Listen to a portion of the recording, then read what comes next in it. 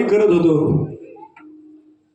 आणि मग वारी दर महिन्याच्या वारीला जायचो, दशमीला जायचो, एकादशीचा दिवस पूर्ण काढायचो, द्वादशीला माघारी यायचो. तानाजी माझ्याबरोबर होताच. आबाई होते त्यावेळेला, माऊली भाऊही होते. नरसिंहपूरचा कार्यक्रम बंद पडल्यानंतरचा कार्यक्रम चालू करायचा कसा काय करायचा. त्याच्यामध्ये आपले काका होते, भाऊसाहेब काका, अग्र क्रमांकाला. काकांनी दादांच्या पाशी घेऊन जायचं ठरवलं. मला कळून दिलं नाही. आपल्या गावामधून ज्येष्ठ आणि श्रेष्ठ वैष्णव म्हणून ज्यांची गणना केली जात होती पंढरपूरमध्ये, गुरुजी म्हणून यांना मानलं जात होतं, असे आपले वैकुंठवासी भाऊ, हे आबा माऊली भाऊ, ही चौघजण एक ठिकाणी मिळाली आणि दादांच्याकडे घेऊन गेली मला. दादा त्यांच्या वाड्यामध्ये वरच्या खोलीत बसलेलं होतं. तानाजी महाराज, कीर्तनाची सुरुवात कुठून झाली हे सांगतो मी. ह्या दोघा चौघांचा चाललाय चर्चेचा विषय. कार्यक्रम बंद पडलेला, कसा करायचा, काय करायचा, कसा करायचा, काय करायचं. आणि मग भाऊसाहेब काकांनी शिफारस केली, दादा ही पॉर कार्यक्रम करण्याच्या लायकच आहे.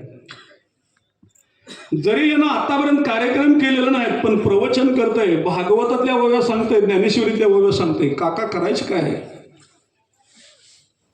3 वाजेपर्यंत कामकाज करायचं आणि 3च्या पुढं पाठांतर काय केलंय हिची तपासणी चाचपणी करायची. हरिपाठ असेल, काकडा असेल, भोपाळे असतील, आंधळा पांगळा असेल, वासुदेव असेल, काही असू द्या त्याच्यामधलं. आणि जर एखादा शब्द चुकीचा उच्चारला काकांच्या समोर, दररोज 2 तास आई बापाने एवढा खर्च करून शिकवून वाया गेला. एवढी तयारी करून घेतली होती. मग काकाने मला दादांच्या पाशी नेलेलं होतं. आबा समक्ष माऊली भाव आहेत, ते 2 माणसं नाहीत.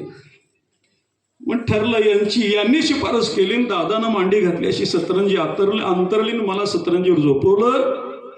यांच्या सोक्ष मोक्ष पाठीवर हात फिरवला आणि दादांनी सांगितलं, आजपासून अंकुश देहूकरांची सेवा करायची. मला एका गोष्टीचा स्वाभिमान आहे, मी गरीबाचं लेकरू नाही. पहिल्या दिवशी सांगितलं.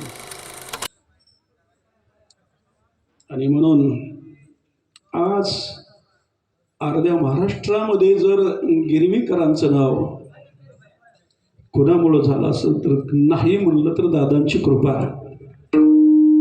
आणि म्हणून सुरुवात तिथून झाली. एकादशीला टाकळीचे गाराकुलीची पाटील कंपनी सगळी पाठवून दिली पदोबा आणि सांगितलं, या पोराचं कीर्तन करून घ्यायचं. त्यावेळपासून नरसिंहाच्या मंदिरात आज तागायत वद्यवारी सोडून बाहेर गेलोच नाही. वद्यवारीची सेवा तिथे करतो. चला जाऊ द्या. आणि म्हणून असा हा चालू असलेला विश्वशांती नाम यज्ञ, त्या नाम यज्ञातील आजचा हा दिवस उपांतर त्या निमित्तानं सेवेकरता घेतलेला अभंग श्री 4 चरणाचा संतपर प्रकरणातील संतांच्याकडे मागणी करणारा अभंग आहे. या अभंगाची सुरुवात होत असताना अभंगाला पहिला शब्द आता हा शब्द वापरलेला आहे. थोडंसं चिंतन आता ह्या शब्दाचं आणि कृपा ह्या शब्दाचं चिंतन थोडंसं करायचंय, पुढे जायचंय. आपल्याला 1 तासाचा कालावधी राहिलेला आहे. 1 तासामध्ये ह्या सगळ्या गोष्टी बघायच्यात. आता हा शब्द ज्यावेळेला तुकाराम महाराज वापरतात त्यावेळेला आता ह्या शब्दाच्या अगोदर काहीतरी वैशिष्ट्य लपलेलं आहे, त्याच्याशिवाय बोलताच येत नाही. आता हा शब्द तत्वज्ञानाच्या प्रांतामध्ये मंगलाचरणाच्या निमित्तानं हे वापरला जातो आणि कार्यक्रमाची सांगता करताना सुद्धा वापरला जातो. भगवद्गीतेची किंवा ज्ञानेश्वरीची सुरुवात करत असताना सुरुवात जगद्गुरु शंकराचार्यांनी त्यांच्या ब्रह्मसूत्रामध्ये सुरुवात करताना अथतो ब्रह्म जिज्ञासा आता हा शब्द घातलाय, सुरुवातच केली. मंगलाचरण आहे तिथं, अथतो आता हा शब्द तिथं घातलेला आहे. तसं ज्ञानेश्वरीची सुरुवात करतानाही आता हा शब्द वापरतात आणि अध्यायाची शेवट झाल्यानंतर सुद्धा आता प्रथम अध्याय, आता द्वितीय अध्याय, आता तृतीय अध्याय, गोड हा श्रीकृष्णार्पणम वस्तू शेवट झाल्यानंतर सुद्धा वापरला जातोय. हे आध्यात्मिक प्रांतामध्ये झालं, पण तुकोबराईच्या भूमिकेतून आता हा शब्द असा वापरला जातोय. आम्ही आठवडाभर काम केलंय, मालकाच्या दारात मजूर गेला सांगतो आता आठवडाभर काम केलंय, आता द्या बरं पगार. बरोबर का नाही? आणि मग तसाही शब्द काही वेळेला वापरला जातो. पण या ठिकाणी तुकाराम महाराजांना वापरलेला जो आता हा शब्द आहे ना, ते सुखाकरता संपूर्ण विश्व उलत पालत केलं. पण कुणाच्याही दारामध्ये गेल्यानंतर तुकाराम महाराजांना सुखाचा पत्ता लागला नाही, सुखाची भेट झाली नाही. उलट सर्व सुखाची आशा जन्म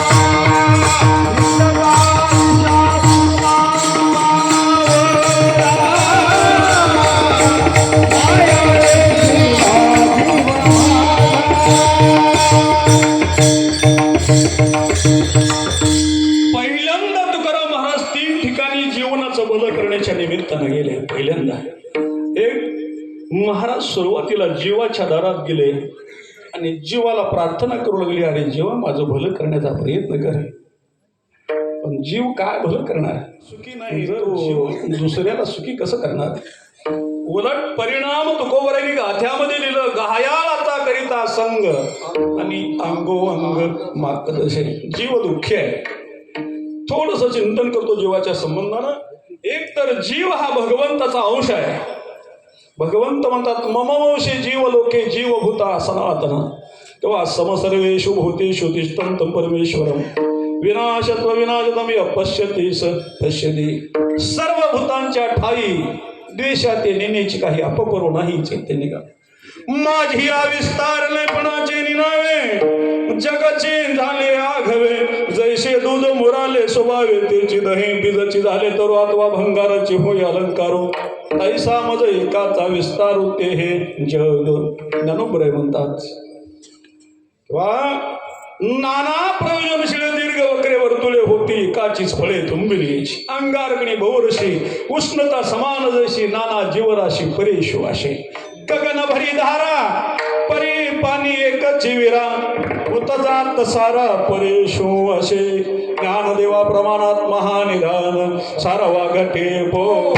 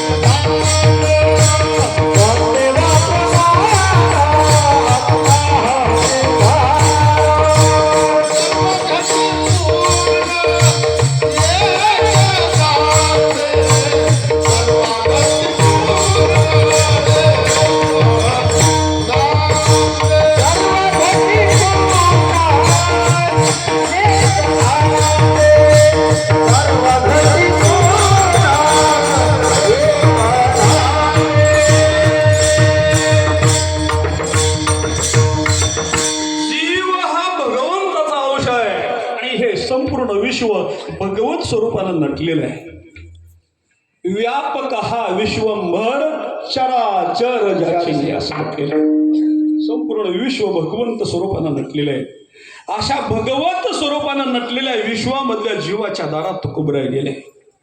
पण जीव सुखी नाही, दुःखी आहे. त्याचं कारण असं झालं, या जीवानं ज्याच्याकडं दुःखानं कोठाराच्या कोठार भरलेत असा तो जोडीदार केला. शरीर दुःखाचे कोठार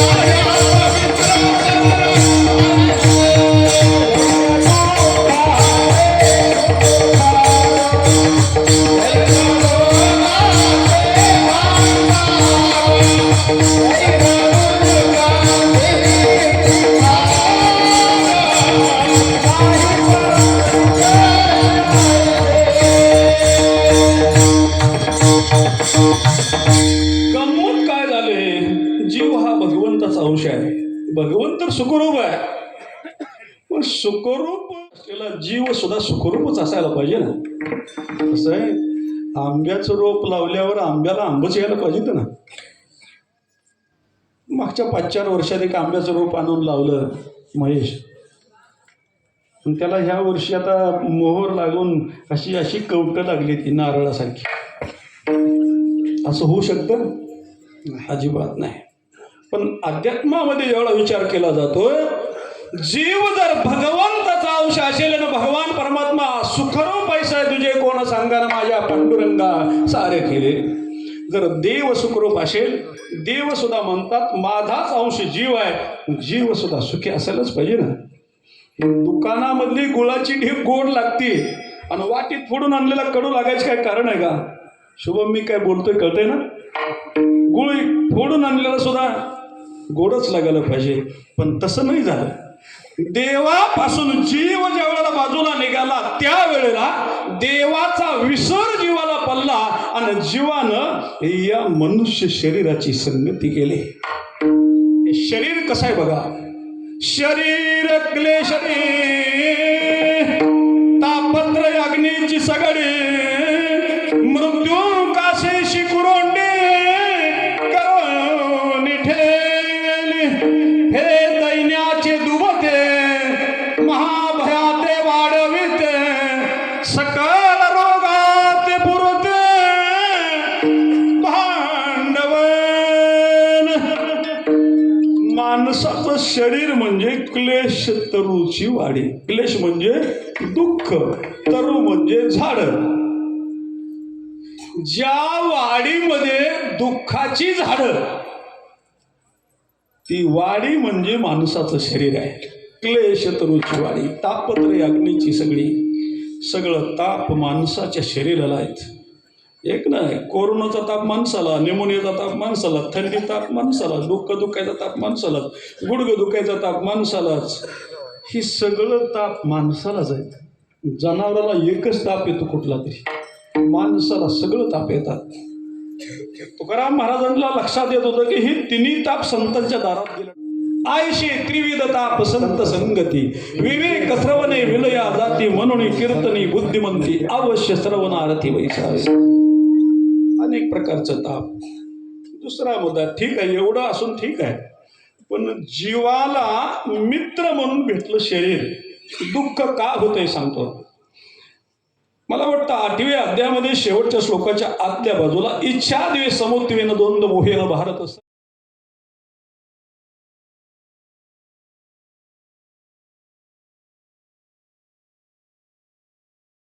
स्वर्ग यांतीपर्यंत. याच्यावरती अर्जुनाला जीवन दुःखी का होतं याच्याकरता भगवंत स्पष्ट बोलतात. तरी अर्जुना थोडीशी गोष्टी सांगिजेल परीशी जेत अहंकार तनुशी वालभ पडले. तया दोघा पासव झाले इच्छा ही कुमारी जन्मली. द्वेषेशी मांडली वराडेक तया दोघा पासव झाला. द्वंद मोह जन्मला नाजे आणि वाढविला अहंकारे. मग जरा मोठा झाला ना तो. गोष्ट सांगितली भगवंताने अर्जुनाला. अर्जुना जीवन का दुःखी होतं त्याचे कारण सांगतो. अतिशय महत्वाचं भगवंताने सांगितलं. का जीवन दुःखी होत आहे? हे प्रकृती, या प्रकृतीनं अहंकार नावाच्या पुरुषाबरोबर लग्न केलं. या प्रकृतीरूपी स्त्रीनं अहंकार नावाच्या पुरुषाबरोबर लग्न केलं आणि इच्छा नावाची मुलगी त्या दोघांना झाली. त्या इच्छा नावाच्या मुलीनं द्वेषाबरोबर लग्न केलं. शब्द लक्षात असू द्या. द्वेषाबरोबर लग्न केलं आणि त्या दोघांना एक मुलगा झाला. त्याचं नाव द्वंद मोह ठेवलं आणि बापू ती सांभाळायला आजाकडे दिला दोघा जणांनी. पासून सगळं आज मी बऱ्याच जणांना विचारलं, म्हणलं का नातू सांभाळता? महाराज म्हणले नाही सांभाळत नातू तर काय खातो. खाण्याकरता पोटाच्या गरजेकरता नातूला सांभाळावं लागतं. अजयाने सांभाळलेला अहंकारे. अहंकार नावाचा आजा आणि द्वंद मोह नावाचा नातो आहे. मग तो धृतीशी सदा प्रतिकूळ नियमाही नागवे सोडून आषाढशे दोन दिलो वाढीला संता. ती नातू आज्यानं सांगितलेलं एक काम एका शब्दात कधीच ऐकत नव्हतं. आता सुद्धा नातू ऐकत नव्हते एका शब्दात. त्याला 50 वेळा अरे बिडी पिटवून आण, बिडी पिटवून आण, बिडी पिटवून आण. 25 वेळा आज्यानं सांगितल्यावर मग ती रागानं पिटवून आणायला जातं. महागारी तर 75% संपवतं आणि मग राहिलेले आणून देतं आज्या. एवढ्यावर नातू थांबत नाही. ज्ञानोबर आहे पुढे वर्णन करताना म्हणतात, जरा नातू मोठा झाला ना त्याला गाईचं दूध पाजायला सुरुवात केलं. आशा नावाची गाय आहे. त्या आशा नावाच्या गायचं दूध काढलं तर भल्यांचं कधी तृप्ती झाली नाही. याचं नातूचं होणार का तृप्ती? आशा उपजली अनंताशी नीच वमनत वाले त्याशी ना हाशीने दीन केले हरिहराशी आशा कायशी इतरांशी असं म्हटलेलं. चला जाऊ द्या, पुढच्या ओळीमध्ये बघायचंय मला. जरा थोडासा मोठा झाला की मग चौकामध्ये जातो. असंतुष्टीच्या मदिरा मत्त होऊन धनुर्धरा आणि अविवेकाच्या ववरा विकृतीशी परिणाम तेने भूते भांबावले. संसाराचे अडवा माझी पडले महादुःखाचे घेतले तांडेवरी. नको त्याची संगत आणि नको त्या गोष्टी करायला लागल्या. परिणाम दुःखाला कारणीभूत. मनुष्य शरीर दुःखाला कारणीभूत आहे. त्याच्याकरता बोलतोय शरीर क्लेश तरुची वाढी तापत्रय अग्नीची सगळी. आणि या शरीरानं पहिला एक जोडीदार त्याच्याबरोबर होता शरीराचा. हे जीवाला कळून दिलं नाही. कोणता जोडीदार आहे? मृत्यू नावाचा जोडीदार शरीरानं बरोबर घेतलाय. हे मंगळाचे अंकुरी सवेच्या मंगळाची पडे पोहरी मृत्यू उदराचे परिवारी गर्भविषय. आईच्या पोटामध्ये ज्या क्षणाला बाळ आपलं शरीर धारण करण्याचा प्रयत्न करते त्या क्षणाला हा मृत्यू त्या जीवाच्या खांद्यावर हात टाकून आत जातो शरीराबरोबर. पहिला परिणाम सुखी जीवानं दुःखी शरीराची संगत केली. दुसरा मुद्दा शरीराच्या संगत मृत्यू असल्यामुळं जीवाला माहित नाही हे शरीर कधी फसवून जाईल. दुःखाला कारण सांगतोय. आणि तिसरं कारण सांगतो देखे वडिलांचे ओझे जरी आपल्या माता घ्यायचे तरी सांग का न तिटीजे धनुधरा. काय करतं जीव शरीराच्या संगतीमध्ये आल्यानंतर सगळं गाव माझं आहे म्हणतं. आणि ज्यावेळेला सगळं गाव माझं म्हणलं जातं त्यावेळेला गावातली सगळी माणसं जातात. त्यावेळेला प्रत्येक वेळेला त्याला आंघोळ करावं लागते. जर कोणच माझं नाही म्हणलं ना आंघोळ करायचीच गरज पडत. जन्म माझे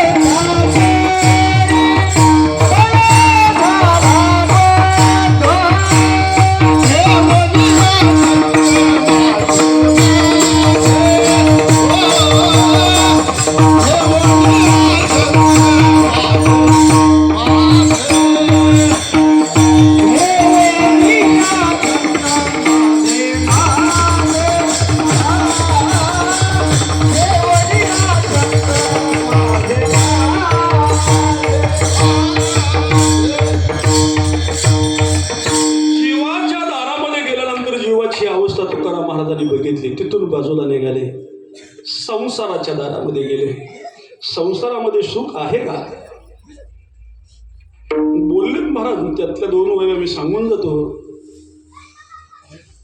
कमलकंदाने दर्धुरी नांदू कैकीची घरी पराग सेविजे भ्रमरू एरू रे चिकलूची किंवा पाहे पादूद पवित्र आणि गोड पाशी त्वचेची पदराड आवेरुणी गोड चिडा शुद्ध काय न सेविते. 15व्या अध्यायामधल्या पहिल्या श्लोकामध्ये भगवंत सांगतात ऊर्ध्व मूलमद शाखाम अश्वत्थ प्रावोख्यम छंदाशी यश वर्णाने यस्तम वेदम सवे देवे तैशीच ययाची स्थिती ना सतता क्षणोक्षणा प्रतील म्हणून ययाती म्हणते अश्वत्व. अश्वत्व येणे नावे पिंपळ म्हणती स्वभावे परिहार अभिप्राय नव्हे श्रीहरीचा मनोनिर सुलो संसारा सर्प हा विकार पांढरा तुझशी अंतर रे दातारा याची नावे दारा निमित्त. संसाराकडे गेले. संसारात सुख आहे का नाही ना. संसारामध्ये सुख एक तर गम्म सांगतो अध्यात्माच्या दृष्टिकोनातून संसारच नाही. संसार नावाची वस्तूच नाही. आगाजी झाल्याची नाही तया लागे तो हृदशी काही. संसार एक झाला होता हे तो समूळ मिथ्या वार्ता पुढे होईल मागुता कदा कल्पंती घडे ना. संसार नावाची वस्तू असती तर बाजारात विकत मिळायला पाहिजे होती. हे कोटभर रुपये घ्या द्या संसार नावाची वस्तू. 2 कोट घ्या संसार नावाची वस्तू मिळायला पाहिजे. ज्या अर्थी कुठेही गेलं तरी वस्तू मिळतच नाही संसार नावाची त्या अर्थी ती वस्तूच नाही. मग काय आहे दैवी हशा गुणमयी मम माया दुरत्तया मामेवय प्रपदंते माया मेतम तरंते ते. आता महदादी माझी माया उतरवणीया धनंजया होई न आया कैसे निमी. दुसरा मुद्दा संसाराच्या दारात तुकाराम महाराज गेले. एक तर संसारच नाही आणि दुसरा मुद्दा असल तर तो खोटा आहे.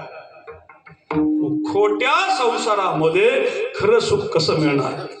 संसाराच्या दारातनं बाजूला निघाले. संसाराच्या संबंधानं रात्रभर बोलत बसलं तर संपणार नाही. 15वा अध्याय स्वतंत्र त्याच्याकरताच आहे.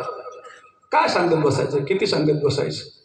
कुणाला कशात सुख वाटतं कुणाला कशात सुख वाटतं. बोशाला गेल्यावर माऊली नरसळ्यानं कार्यक्रम संपला मला पाहुण्याच्या घरी नेलं. दादा तुम्हाला सांगितलं नाही. कार्यक्रम झाला चहा घ्यायला बसलो आम्ही तानाजीनं आम्ही 2 जण. त्या घराची घर मालकीन 50 एकर. बोलता बोलता चहा उकळेपर्यंत विषय निघाला. सांगितलं महाराज आता मी इतकी सुखी आहे की माझ्यासारखं या जगात कोण सुखी नाही. तानाजीला म्हणलं म्हातारीचा फोटो घे कारण आतापर्यंत सुखी असलेली फक्त एवढीच म्हातारी घावली.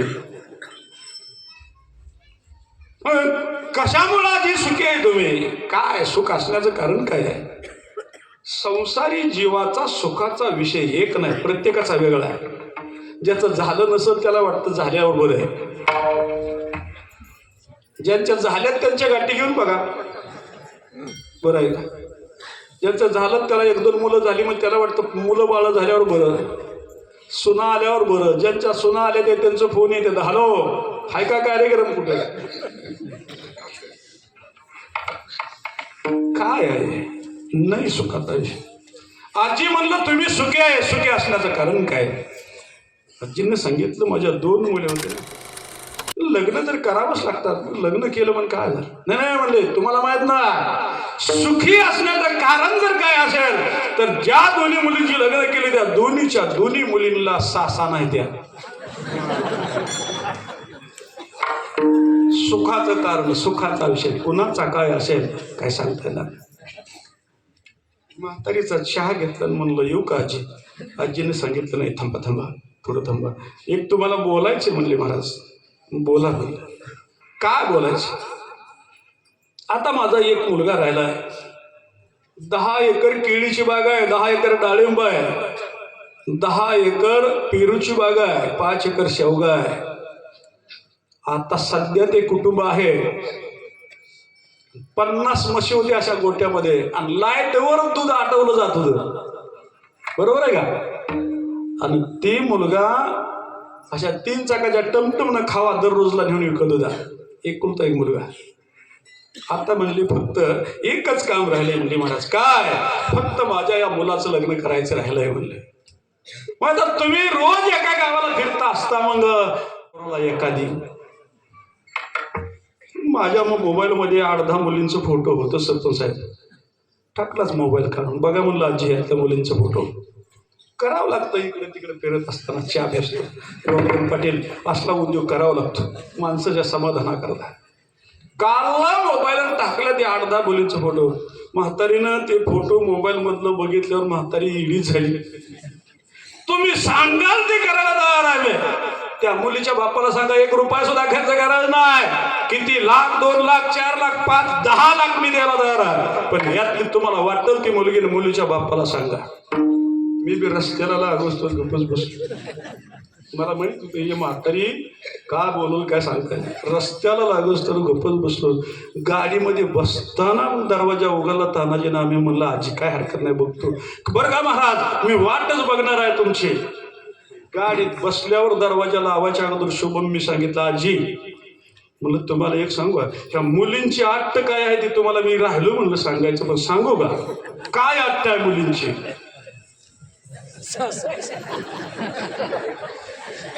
ज्या घरात सासू नसेल कुणाला काय सुख आवडत नाही, कुणाला काय सुख. असं प्रपंचीच्या दारामध्ये तुकाराम महाराज फिरून बाजूला आले आणि पुन्हा भगवंताच्या दरबारामध्ये गेले. देव कुणाचंही चांगलंही करत नाही आणि कुणाचं वाईट आहे. त्यामुळं देवाने तुकाराम महाराजांना सांगितलं तुकाराम महाराज मी तर या सगळ्या गोष्टीपासून बाजूला आहे, अलिप्त आहे. मी कर्मानं बांधलेलं असल्यामुळे ज्याचं कर्म जसं असेल तशा पद्धतीने त्याला जीवनामध्ये जीवन दुःख भोगावं लागेल. एवढंच नाही पण जे देवाजवळ जाण्याचा प्रयत्न करतात त्यांची तर कसून देव परीक्षा घेतल्याशिवाय राहत नाही.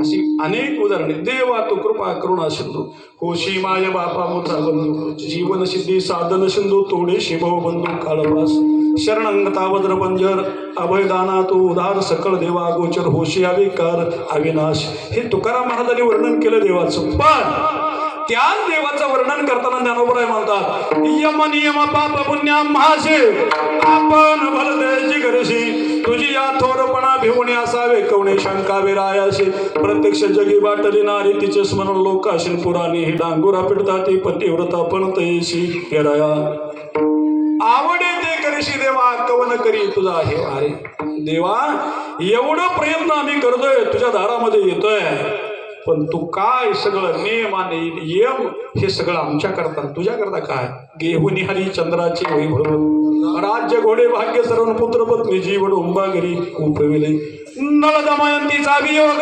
विघडिला त्यांचा संग ऐशे जाणे जग पुराणे ही बोलती शिवी राजा चक्रवर्ती कैवल्लू सर्व पोती तुळविले अंती तुळे मास तयाची कर्ण भिडता समारंगणे बागे व्यापीला रणे मागशी पाडूने ते दात तयाची बळी सर्व शिवधार जिने उभारीला करण करुणी कहार तो पाताळे घातेला श्रीयाळाच्या घरे धरणे मांडले मुरारीने मारवे शिकरी त्याचे बाळ तया हसते तुझ भावे जे भजती त्यांच्या संसारा हे जिगती ठाव नाही रे पुढते तुका म्हणी करीशे ते. देवाकडे गेलं ना देव त्याचा संसार व्यवस्थित चालून देत नाही. तुकोबरे म्हणता देवाची ते गुण आला ज्याच्या घरा त्याच्या पडे